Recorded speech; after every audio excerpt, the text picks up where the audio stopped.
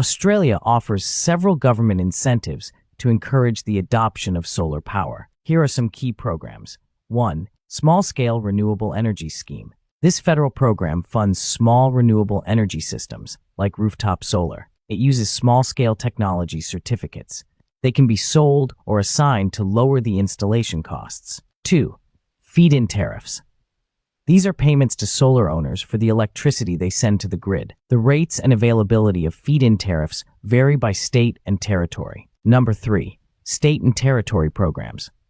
Different states and territories offer more incentives. Victoria offers rebates for solar panel installations and battery storage.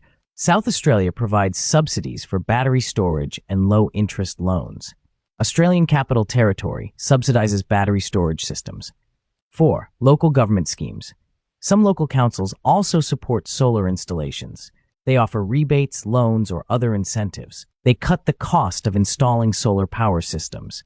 So, they make renewable energy more accessible for Australian homes and businesses. Are you thinking about installing solar panels? Do you have questions about the programs?